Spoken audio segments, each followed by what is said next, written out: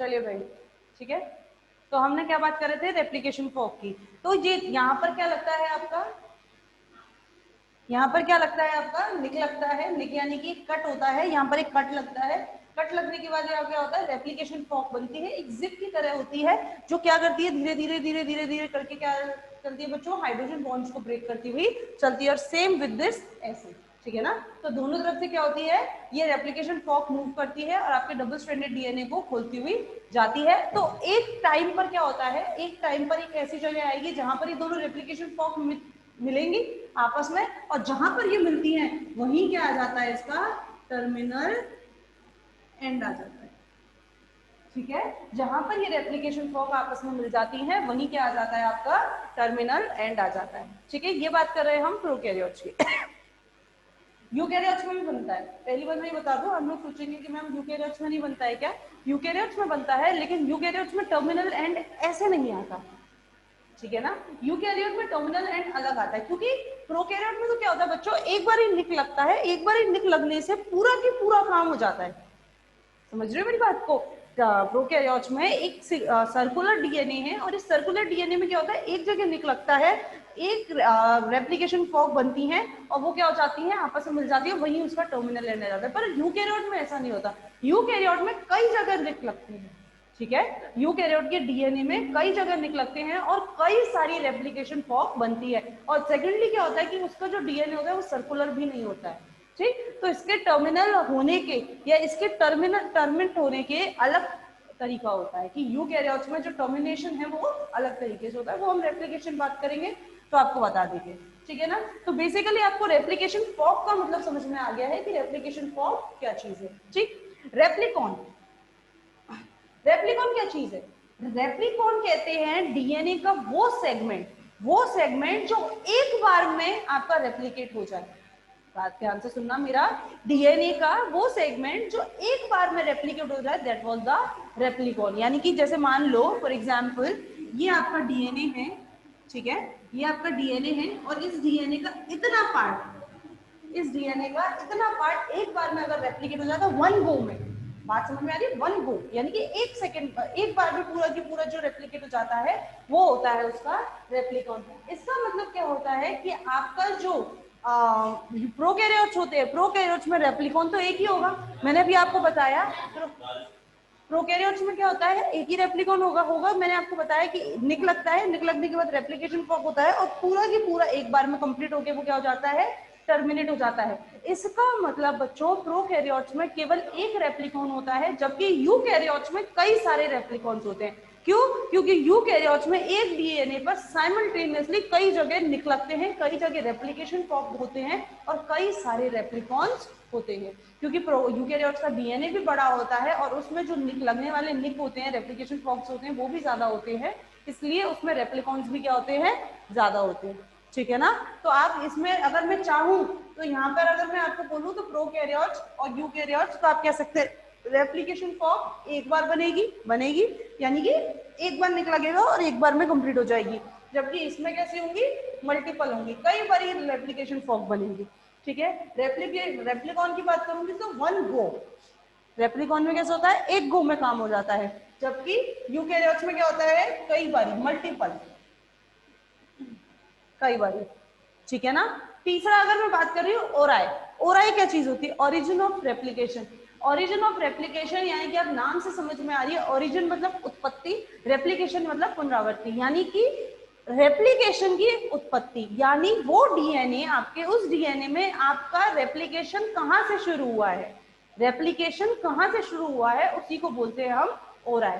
तो अगर मैं बात करूं प्रोकैरियोट में, तो मैंने भी आपको बताया एक ही रेप्लिकेशन फॉर्क बनती है, उसका जो पूरा डीएनए है वो एक रेप्लिकॉन की तरह काम करता है, यानी कि एक गो में पूरा की पूरा डीएनए रेप्लिकेट हो रहा है। इसका मतलब उसमें ओरिजिन ऑफ रेप्लिकेशन भी क्या होंगे, एक ही होगा बच्चों, होगा कि नहीं होगा। यानी कि ये यहाँ से मैंने जैसे बात करी कि यहाँ तो मैंने आपसे बात करी कि निक लगा है और यहाँ से रेप्लिकेशन फॉर्क बनी है, ठीक है। तो इसका मतलब ये क्या हो सकता है आपका, ये ओराई होगा कि नहीं होगा, ये क्या होगा आपका ओराई। अगली बात समझ में आपको, ये क्या है, इसका ओराई है। तो मैं ये कह सकती हूँ कि जो प्रोकैरियोट्स हैं, प्रोकैरियोट्स में ओराई कितने होते हैं आपके, एक होते हैं, जबकि यूकैरियोट्स में आप, मैंने अभी बताया आपको, कई सारे रेप्लिकेशन फॉर्क बनते हैं, कई जगह निक लगते हैं, तो जहां से रेप्लिकेशन शुरू हो गया वो क्या हो गया, उसका ओराई होगा। तो इसका मतलब प्रोकैरियोट्स में ओराई कितने हो जाते हैं आपके, मल्टीपल। आ रही बात समझ में आपको, कई सारे। ठीक है, तो ये तीनों टर्मिनोलॉजी मेरे ख्याल से आपको समझ में आ गई है। रेप्लिकेशन फॉर्क क्या होता है, रेप्लिकॉन क्या होता है, और ओरिजिन ऑफ रेप्लिकेशन या ओराई क्या होता है। ठीक, चलिए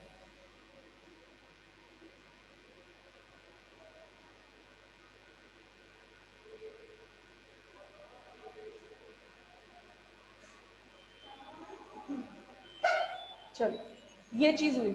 अच्छा, दूसरी चीज अगर हम बात करते हैं, दूसरी चीज में एक टर्मिनोलॉजी आपकी है कि हम बात करते हैं, तो एक चीज है बच्चों, एटी रीजन और जीसी रीजन। एटी रीजन और जीसी रीजन, ये बात कर रही हूं मैं आपसे ओराई या ओरिजिन ऑफ रेप्लिकेशन में भी या कहीं भी। आपके डीएनए में या जिस भी डीएनए का रेप्लिकेशन हम कर रहे हैं, उस डीएनए में अगर 80 रीजन ज्यादा होंगे तो इसका मतलब उसे खोलने में, उसे वहां पर आपको रेप्लिकेशन फॉर्क बनाने में और वहां से शुरुआत करने में क्या रहता है, आपको इजी रहता है। ठीक है, जितना ज्यादा 80 रीजन होगा। ठीक है, और अगर जीसी रीजन होगा तो उतना ही आपको क्या करना पड़ेगा, उस पर फोर्स लगाना पड़ेगा।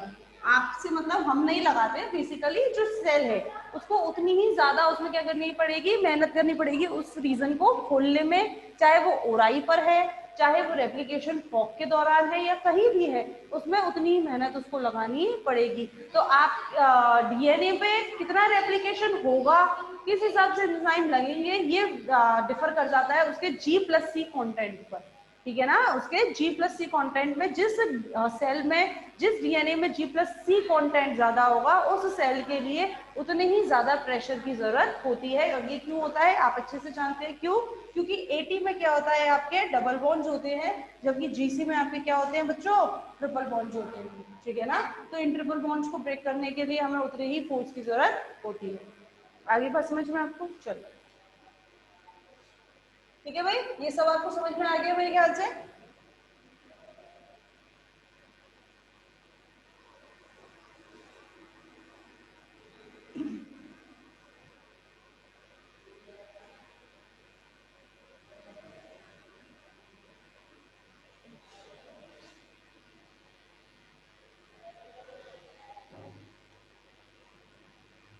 इसके बाद हम बात करते हैं ओकाजाकी फ्रेगमेंट्स।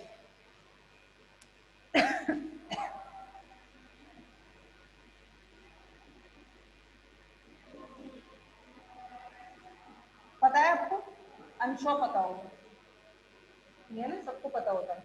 ओकाजाकी फ्रेगमेंट्स क्या होते हैं बच्चों, ओकाजाकी फ्रेगमेंट्स होते हैं यानी कि पहली बात तो बात करें ओकाजाकी क्या है, कुछ भी नहीं है, साइंटिस्ट का नाम है ना, बहुत बड़ा कोई टर्मिनोलॉजी, कोई साइंटिफिक नाम लैंग्वेज नहीं है। ओकाजाकी साइंटिस्ट का नाम है जिन्होंने इसके बारे में दिया था, उनके नाम पर इनको रख दिया गया ओकाजाकी फ्रेगमेंट्स। अब मैं बात करती हूँ होता क्या है।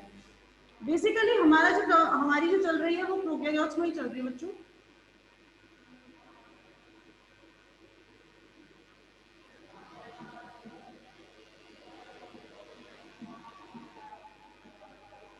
ठीक, चलो ये क्या है आपका, ये वो रीजन है जहां पर आपका क्या हो चुका है, हाइड्रोजन बॉन्ड्स ब्रेक हो चुके हैं। ठीक है, और यहाँ पर आपका क्या चल रहा है, रेप्लिकेशन फॉर्म हो रहा है या रेप्लिकेशन हो रहा है। ठीक है, अब क्या होता है, जब डीएनए का रेप्लिकेशन होता है तो दोनों स्ट्रैंड्स का रेप्लिकेशन होगा साइमल्टेनियसली होगा। ऐसा तो होगा नहीं कि पहले इस वाले स्ट्रैंड का रेप्लिकेशन हो गया फिर उस वाले स्ट्रैंड का रेप्लिकेशन हो गया, नहीं, ये सारा काम बच्चों बहुत स्पीडली होता है और बहुत जल्दी जल्दी होता है। यानी कि मान लो अभी इस वाले सेगमेंट का रेप्लिकेशन हो रहा है, ठीक है, तो दोनों स्ट्रैंड्स रेप्लिकेट होंगे जब तक ऊपर वाला जो स्ट्रैंड है उसके बीच में हाइड्रोजन बॉन्ड बने हुए हैं।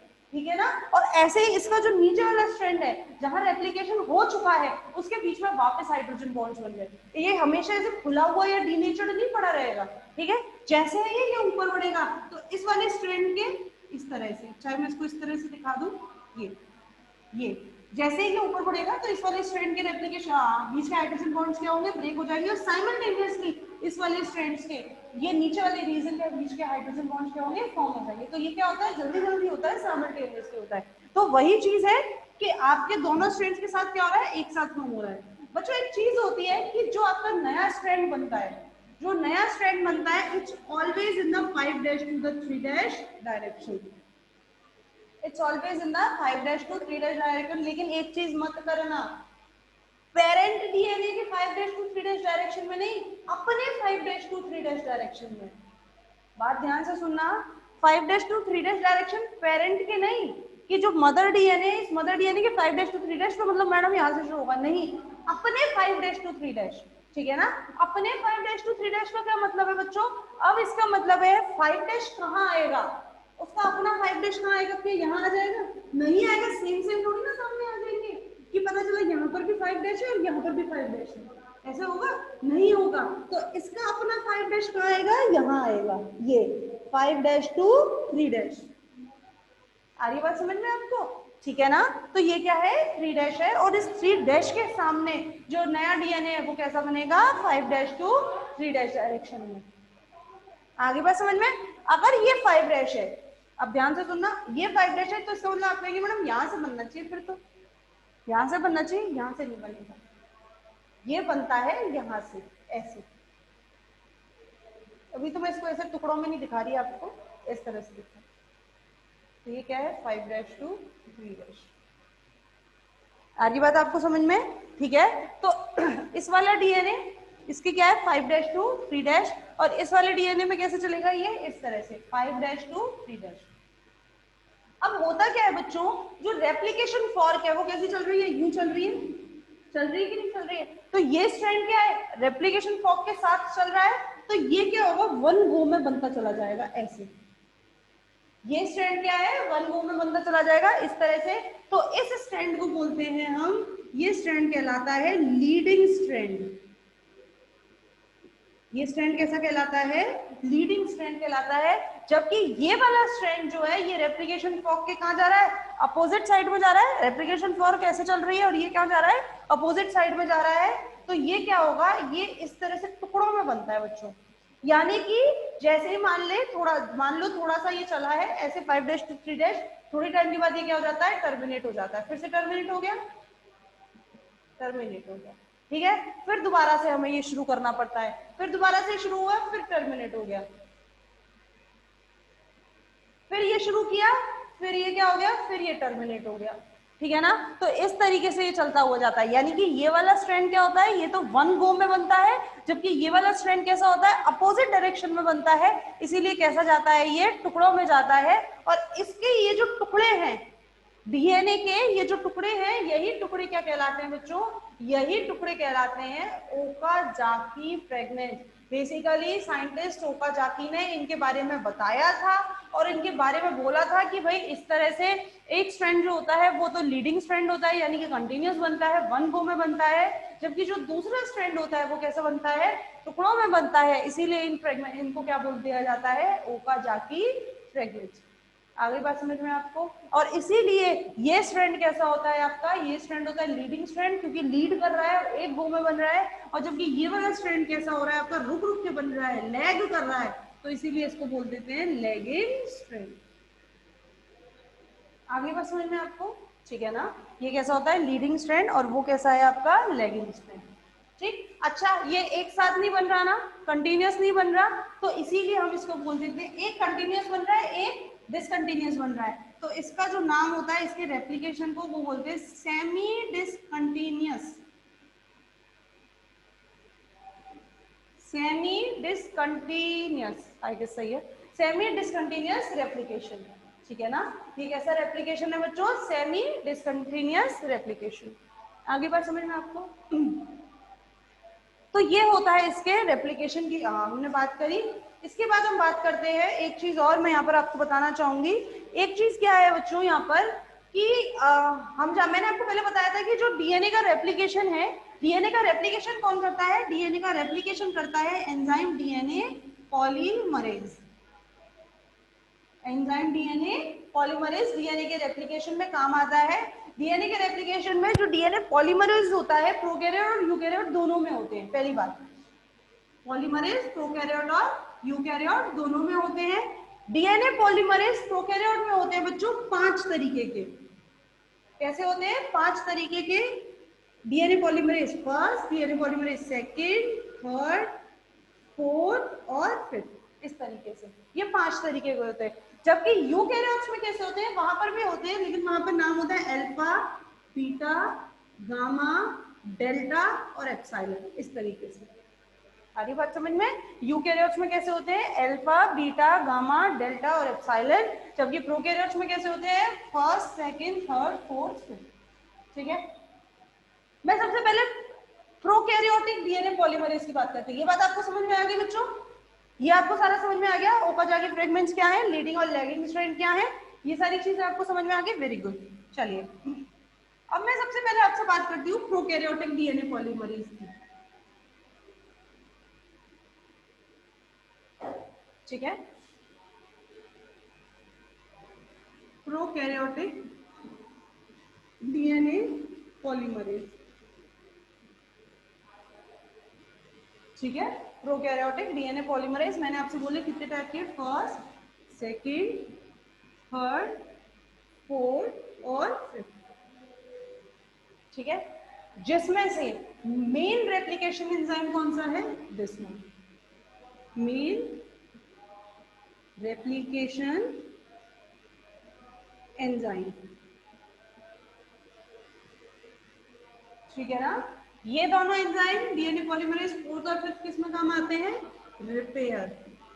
डीएनए में अगर कोई भी गड़बड़ हो जाती है तो उसको गड़बड़ को सही करने में कौन काम आता है, डीएनए पॉलीमरेज फोर्थ और डीएनए पॉलीमरेज फिफ्थ। ठीक है, फर्स्ट और सेकंड क्या काम आते हैं, फर्स्ट की एक स्पेशल क्वालिटी है बच्चों की, एक स्पेशल क्वालिटी है। वो स्पेशल क्वालिटी क्या है, 5' to 3'। बेसिकली अगर मैं इसको बोलूं, इसकी मैं अगर आपको बोलूं तो इसकी क्वालिटीज आप देखिएगा, 5' to 3' में तो क्या रखती है, पॉलीमरेज एक्टिविटी। 5' to 3' मैंने भी आपको बताया, जो आपका जो पॉलीमराइजेशन होगा, जो पॉलीमराइजेशन होगा या जो डीएनए रेप्लिकेशन होगा वो कहाँ होगा, आपका 5' to 3' डायरेक्शन में होगा। ठीक है, तो 5' to 3' में तो क्या रखती है, पॉलीमरेज एक्टिविटी। 3' to 5' उल्टा, 3' to 5' में क्या रखती है, ये आपकी, ये रखती है आपकी proof reading activity. Proof reading आ रही बात समझ में? 5' to 3' में तो क्या रख रही है, ये आपकी पॉलीमरेज एक्टिविटी रख रही है। जबकि 3' to 5' अगर मैं उल्टा चलूं तो ये क्या रखती है, आपकी प्रूफ रीडिंग एक्टिविटी रखती है। इसके साथ और क्या रखती है ये आपकी, ये रखती है 5' to 3' में एक्सोन्यूक्लियेज एक्टिविटी, जो केवल और केवल आपको डीएनए पॉलीमरेज फर्स्ट में पाई जाती है बच्चों। ये एक्टिविटी केवल और केवल आपको किसमें पाई जाएगी, आपकी 5' to 3' में पाई जाएगी। और एक्सोन्यूक्लियस कैसा एंजाइम है, आप लोगों ने पढ़ा है, एक्सोन्यूक्लियस क्या है, न्यूक्लियस यानी कि ब्रेक करने वाला, ऐसा एंजाइम जो ब्रेक करेगा, डिसइंटीग्रेट करेगा। ठीक है, किसको ब्रेक करता है, ये ब्रेक करता है सिंगल स्ट्रैंडेड डीएनए को या फिर आरएनए को, सिंगल स्ट्रैंडेड डीएनए को या फिर आरएनए को। कहां पर होगा ये भी मैं बताऊंगी, आप लोग खुद से ज्यादा दिमाग लगाइए, बताइए मुझे चैट में, बताइए कहां पर आएगा। ठीक है, बता सकते हो, कोई दिमाग लगा सकते हो कि 5' to 3' ये कहाँ काम आएगा, किसको हटाएगा ये? हाँ, बुक में से देख के मत बताना। ठीक है, चलिए, इसके बाद एक चीज और मैं बताऊं, अगर मैं इस डीएनए पॉलीमरेज फर्स्ट से, अगर मैं इस डीएनए पॉलीमरेज फर्स्ट से ये वाली एक्टिविटी निकाल दूं, ड्यूरिंग एक्सपेरिमेंट मैंने क्या किया, इस वाले आपके डीएनए पॉलीमरेज फर्स्ट से 5' to 3' वाला जो फ्रेगमेंट है या जो एक्टिविटी है वो क्या कर दिया मैंने, रिमूव कर दिए, निकाल दिए। तो अभी आपके डीएनए पॉलीमरेज फर्स्ट के पास क्या बचा है, केवल पॉलीमराइजेशन की एक्टिविटी और प्रूफ रीडिंग की एक्टिविटी। तो इन दैट केस जब डीएनए पॉलीमरेज फर्स्ट में केवल ये दोनों एक्टिविटी बचती है, तो इस केस में हम इसको कह देते हैं क्लीनाउ फ्रेगमेंट। जब डीएनए पॉलीमरेज फर्स्ट में से अगर मैं 5' to 3' की जो एक्सोन्यूक्लियस की एक्टिविटी है वो निकाल दूं और इसके पास केवल क्या बचे, पॉलीमराइजेशन की एक्टिविटी और प्रूफ रीडिंग की एक्टिविटी, तो इन दैट केस इसको क्या बोल देते हैं हम लोग, क्लीनाउ फ्रेगमेंट। आगे बात समझ में? सेम जो आपका पॉलीमरेज सेकंड है, डीएनए पॉलीमरेज सेकंड, ये भी किस में काम आता है, रिपेयर में। रिपेयर में काम आता है, ठीक है ना। डीएनए पॉलीमरेज थर्ड, मैंने आपको बोला ये क्या है, आपका मेन रेप्लिकेशन एंजाइम है। रेप्लिकेशन किसके द्वारा होता है, इसी के द्वारा होता है। एक बात और मैं आपको बता दूं बच्चों, हम लोगों की बुक में डीएनए पॉलीमरेज थर्ड जो है थोड़ा सा कॉम्प्लेक्स तरीके से दिया हुआ है, कॉम्प्लिकेट तरीके से दिया हुआ है। कैसे दिया हुआ है, जैसे कि उसमें आपको दिया हुआ है इसकी 13 सब यूनिट्स दी हुई है, alpha, beta, tau, theta, epsilon, कई तरीके की दी हुई है कि ये उससे जुड़ेगा, ये उससे जुड़ेगा, तब ये होलो एंजाइम बनेगा, तब ये कोर एंजाइम बनेगा। मत जाना, इतना डीप मत जाना, नहीं पूछते, ठीक है ना। ना तो आपके वन वर्ड में पूछने बैठे हैं, ना कहीं पूछने बैठे हैं, तो मत जाना फालतू के। और अगर आप लोगों को लग रहा है कि मैडम घर बैठे पढ़ लेंगे, कोई दिक्कत नहीं, तो पढ़ लो। कोई ऐसी ना, देखो मैंने एक चीज बोली है, पढ़ने से कोई नुकसान नहीं होता है, आप पढ़ सकते हैं, ठीक है ना पढ़ने से ये होगा कि आपकी जो आप ये कहेंगे कि मैडम हम कंफ्यूज हो रहे हैं, वो नहीं होगी, ठीक है ना। अगर आपको पढ़ना है तो आप पढ़ सकते हैं, कुछ भी नहीं है। बेसिकली ये बताया हुआ है कि जो डीएनए पॉलीमरेज थर्ड है उसमें 13 तरह की यूनिट्स बताई गई हैं।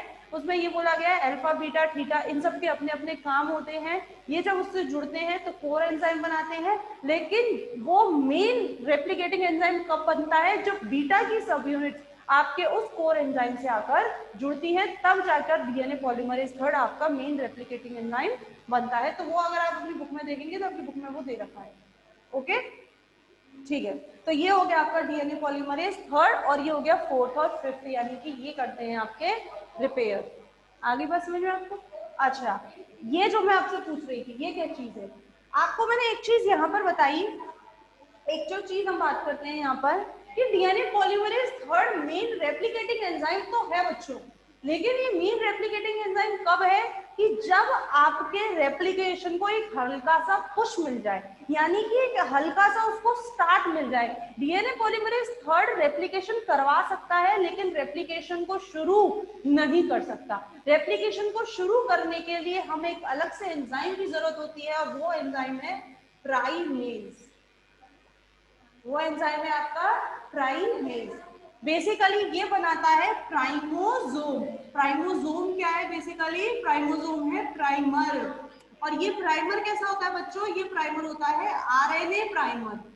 प्राइमेज एंजाइम है, ये प्राइमेज एंजाइम क्या करता है, ये primase enzyme during the replication एक हल्के से प्राइमर को अटैच कर देता है वहां पर, और वहां पर प्राइमर को अटैच करने के बाद डीएनए पॉलीमरेज उस प्राइमर से आगे रेप्लिकेशन को स्टार्ट कर देता है। कैसे, देखो मैं यहाँ बताती हूँ आपको, यहाँ से मैं इसको मिटा दे रही हूँ, ठीक है।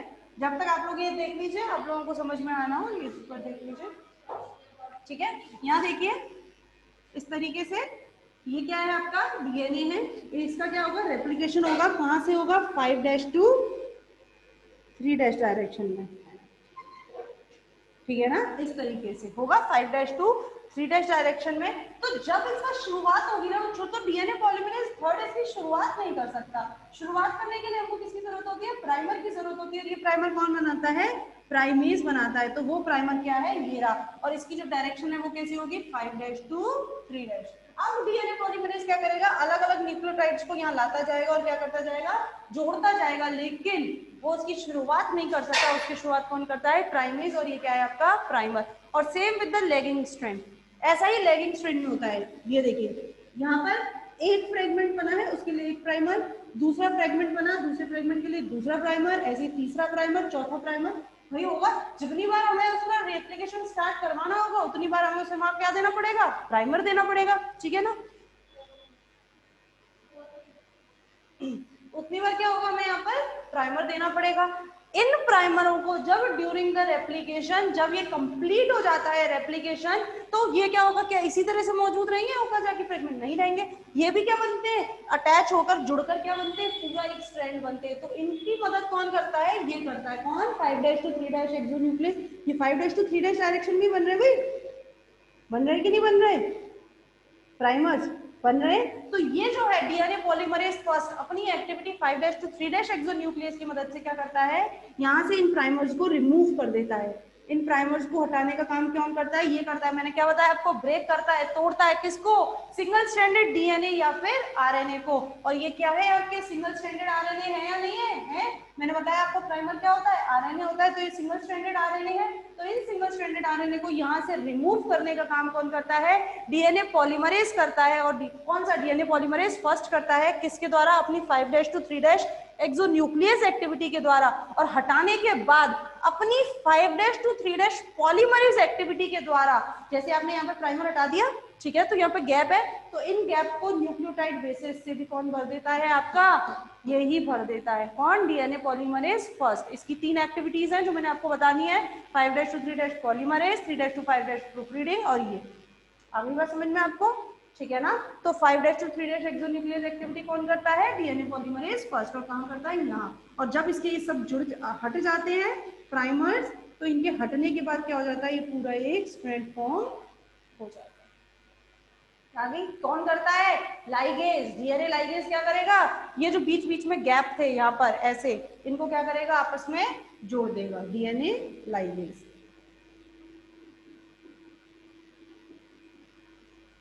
आगे बात समझ में आपको बच्चों, डीएनए पॉलीमरेज आ गया समझ में, ठीक है ना। DNA polymerase first, second, third, fourth, fifth, ठीक है। मेरी तरफ से मैंने समझा दिया, आपको आया नहीं आया वो आप अपनी चैट में बता दिया करिए, ठीक है ना। जिसमें भी डाउट आपको लग रहा हो तो बता दे। अच्छा, ये बात तो हुई आपकी आज की क्लास की। अच्छा, एक बात मैं आपको बता दूं बच्चों, मैं फिर कह रही हूँ, आपकी सेकंड ईयर की बॉटनी क्या है, आपकी इंपॉर्टेंट है, ठीक है ना। All over the life second year की बॉटनी आपकी रहती है, whether you go in the biotechnology field, whether you go in the microbiology field, आप किसी में भी चले जाएं, आपकी ये जो दोनों जो है आपकी कौन सी, एक तो मॉलिक्यूलर बायोलॉजी और बायोटेक्नोलॉजी वाली बुक और एक प्लांट फिजियो वाली बुक, ये दोनों ही आपकी टफ है, और दोनों ही की क्लास आपको अटेंड करनी है, ठीक है। अभी आपकी मॉलिक्यूलर बायोलॉजी की क्लास लग रही है, तो जो बच्चे क्लास नहीं ले रहे हैं जाओ और उनको भी बताओ, फोन करो उनको, अपने अपने फ्रेंड्स का भला करो भाई, फोन करो उनको, बोलो क्लासेस लग रही है तो क्लासेस लें। घर बैठ के क्लास लेने में कोई मौत नहीं आती है, घर बैठ के आराम से क्लास लेना है, बिस्तर पे पड़े हुए क्लास लेना है, ठीक है ना। तो सब लोग क्लास लेंगे, ओके। चलिए, बाकी का आपको हम कराएंगे कल। Thank you.